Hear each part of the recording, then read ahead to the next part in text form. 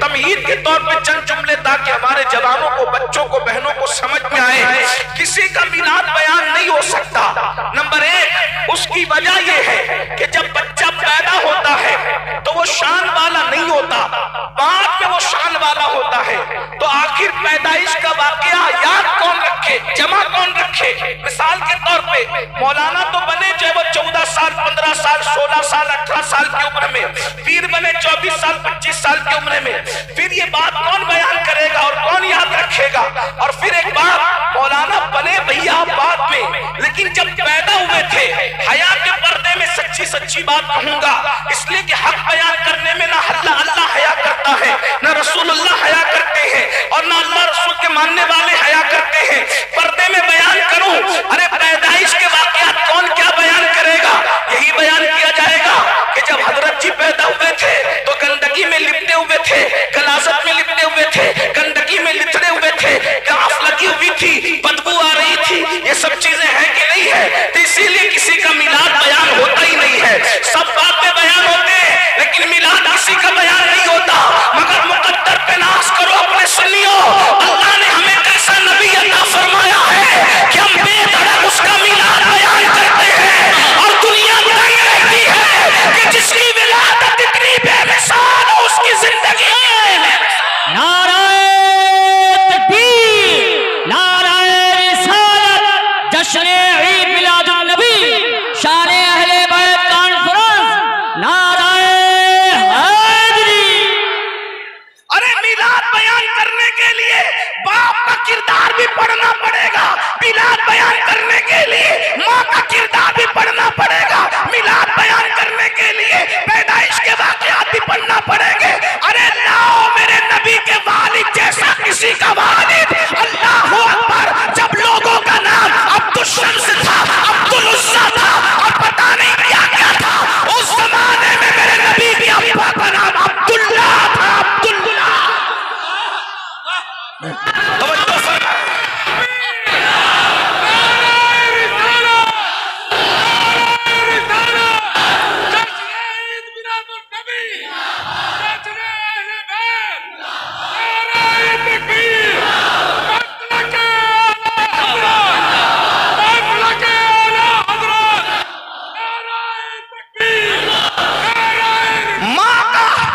माँ का किरदार भी पढ़ना पड़ेगा।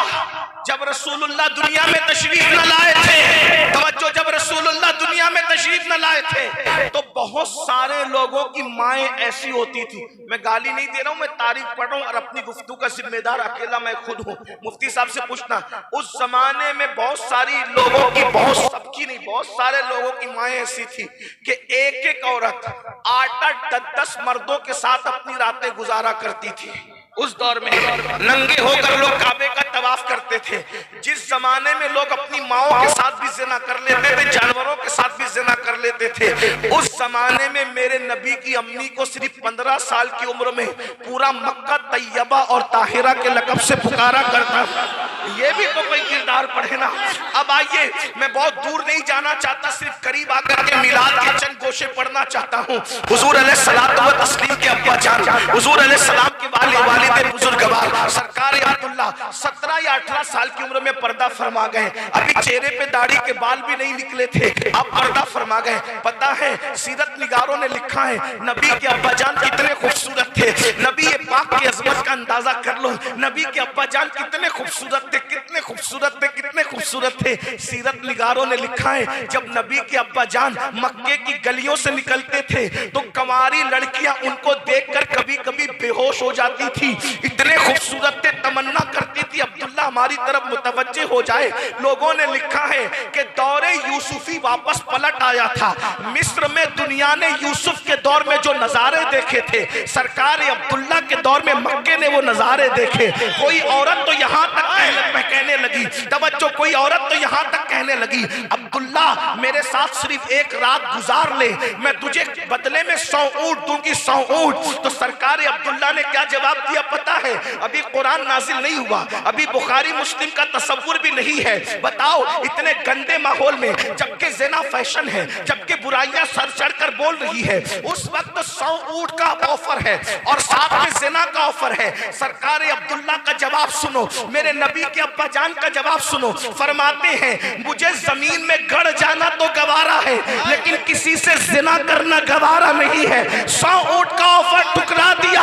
अल्लाह अकबर, जवानी में सिर्फ 17 साल की उम्र में मुझे जमीन में गड़ जाना गवारा है, ज़िना गवारा नहीं है। उस औरत ने फौरन पलटी खाई, कहा कि मैं बदकार औरत नहीं हूं, अभी तक किसी मर्द ने मुझे हाथ नहीं लगाया, लेकिन तेरी पेशानी में जो नूर चमकता है उसकी लालच मुझे है। ठीक है, ज़िना नहीं करता, मुझसे निकाह तो कर ले, निकाह करना तो हलाल है, निकाह करके रात गुजार ले। तो सरकार अब्दुल्ला ने कहा शरीफों के रिश्ते माँ बाप के मशवरे के बगैर। नारे तकबीर, नारे रिसालत, नारे रिसालत, मसलके आला हजरत, अस्मते मुस्तफा, अस्मते मुस्तफा, शान अहले बैत, शान अहले बैत, नारे तकबीर। शरीफों के रिश्ते माँ बाप की इजाजत के बगैर तय नहीं होते। सरकार अब्दुल्ला का तारीखी जुमला, यहाँ एक जुमला और ये नबी के अब्बा जान कह रहे हैं कि शरीफों के रिश्ते माँ बाप की इजाजत के बगैर तय नहीं होते। आगे बढ़कर कहूंगा, फिर सुन्नी जवानों, तुम फेसबुक पर कैसे रिश्ते तय कर रहे हो माँ बाप को बेखबर? तुम यूट्यूब पर बैठ करके कैसे रिश्ते तय कर रहे हो? हंसने की बात नहीं है। तुम अपनी मर्जी से कॉलेजों में जाकर के रिश्ते कैसे तय कर रहे हो? तुम बागों में जाकर के रिश्ते तय कैसे कर रहे हो? पता चला माँ बाप को धोखा दे के रिश्ते तय करने वालों, नबी के अब्बा जान के जुमले की रोशनी में तुम शरीफ नहीं हो सकते। अगर नबी के बाबा जान से शराफत की सनद लेना है तो अपने माँ बाप को भी तो अपने रिश्ते में शामिल करो, अपने माँ बाप को भी तो राज़ी करो। अरे बात बस करूं, ये फरमा दिया चले गए और फिर आपको हैरत होगी, हजरत अब्दुल्ला थे बड़े खूबसूरत, उनका रिश्ता ले जाने की कहीं जरूरत पेश नहीं आई।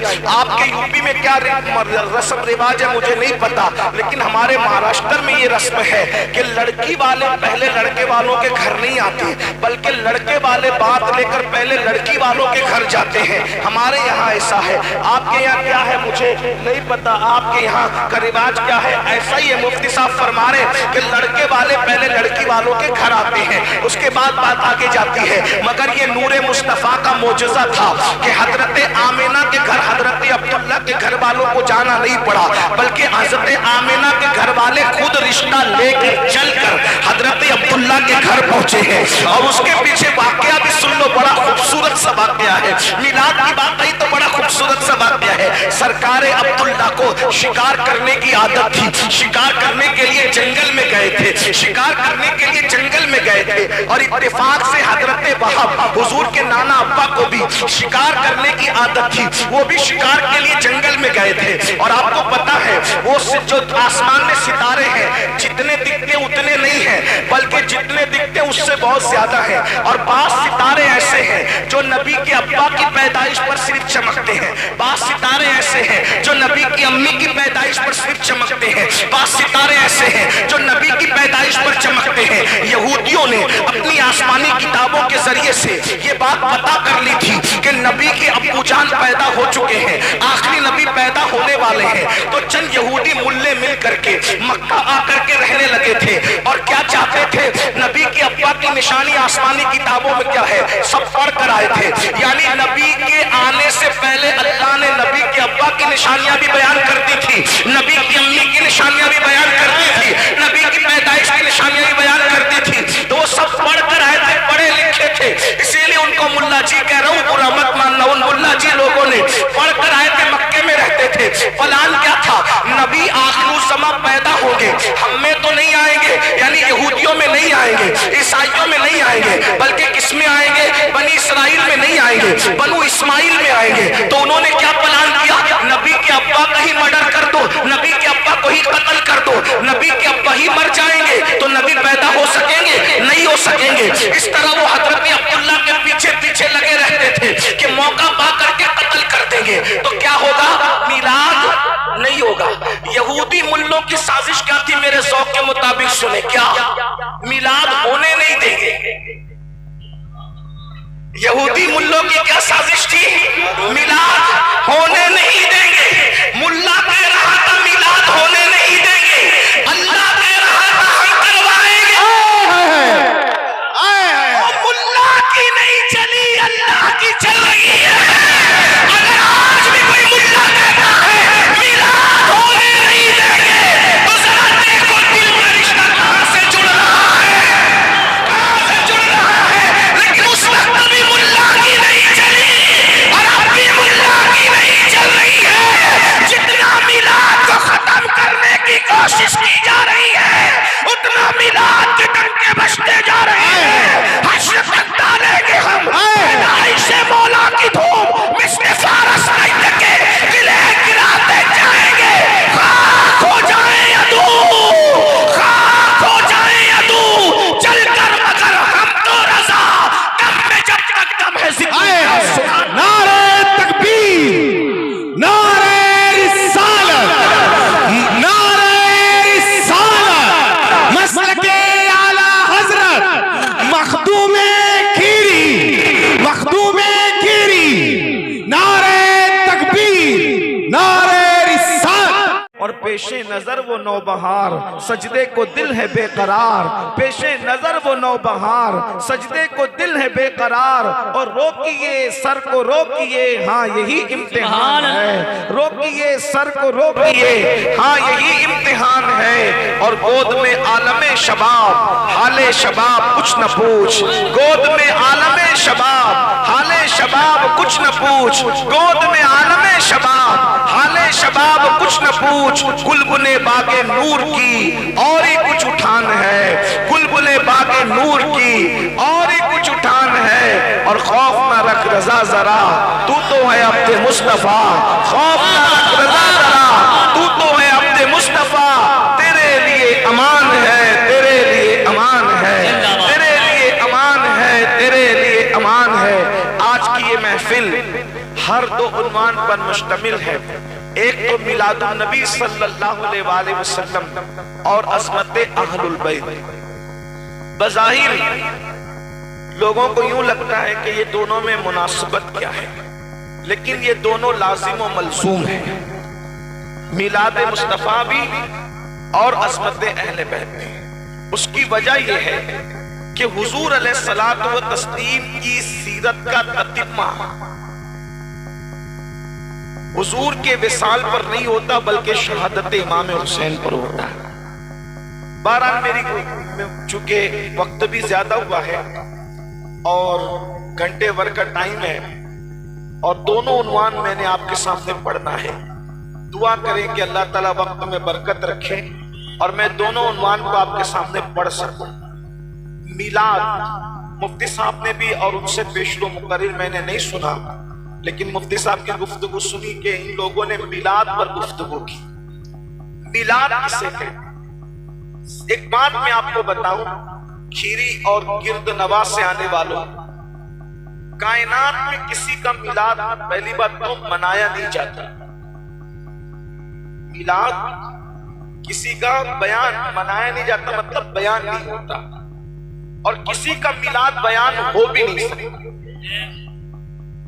मिलाद कहते हैं पैदाइश के वाकयात। मिलाद मौलूद, आदमी जब पैदा होता है तो पैदाइश के जिक्र को मिलाद कहते हैं। तवज्जो है आपकी। अब ध्यान देना, मिलाद के फजाइल पढ़े गए, मिलाद के दलाइल पढ़े गए, लेकिन मैं आज आपके सामने मिलाद पढ़ना चाहता हूं। आपकी अगर तवज्जो है तो मिलाद पढ़ना चाहता हूं। और मिलाद क्या है? शेख मुहक्किक शेख अब्दुल हक मुहद्दिस देहलवी फरमाते हैं, जहां रसूलुल्लाह का मिलाद पढ़ा जाए साल भर तक वहां चोरी नहीं हो सकती, आग नहीं लग सकती, मुसीबत नहीं आ सकती। पहले जमाने में जब ताउन और दीगर वबाएं फैलती थी तो लोग वैक्सीन वगैरह नहीं लेते थे। हालांकि वैक्सीन लेना मना भी हम नहीं कर रहे हैं, लेकिन एक बात उनकी अकीदत में थी कि वो लोग रसूलुल्लाह की मिलाद पढ़ते थे और मिलाद के सदक़े में वो जिक्र रसूल की बरकत से वबाएं खत्म हो जाया करती थी। तो मैं आज मिलाद पढ़ना चाहता हूँ खीरी के अंदर, क्योंकि आपने उन्वान हमारे भाई सैयद बजीउद्दीन साहब कादरी बरकाती ने मुझे हुक्म दिया कि मैं अज़मत अहलुल बैत भी पढ़ूं और हुजूर की मिलाद भी पढ़ूं। लेकिन मिलाद जो है ऐसे नहीं पढ़ी जा सकती कि आप कीजिए 10वें 20वें की महफिल जैसे सुनते हैं, अगर आप वैसे सुनोगे तो मिलाद नहीं बयान हो सकती। मिलाद सारे जश्न से बड़ा जश्न है सुन्नियों के नजदीक, सारी महफिल से बड़ी महफिल है, सारे उन्वानों से बड़ा उन्वान है, इसलिए कि मिलाद ना होता तो कोई उन्वान ना होता, सारे उन्वान मिलाद के सदक़े में है। तो आपने फज़ाइल मिलाद सुने हैं, जिक्र मिलाद करना चाहता हूं और इस तवज्जो के साथ कि अपने दिलों में जो जायज मुराद है वो लेकर मिलाद सुनो। गारंटी दी हमारे बुजुर्गों ने कि हुजूर का मिलाद अगर आप जायज मुराद जो मुराद लेके सुनोगे इंशाअल्लाह हुजूर के जिक्र मिलाद के सदके तुम्हारी मुरादें पूरी होगी। मैं मिलाद पढ़ने लगा हूं, लेकिन उससे पहले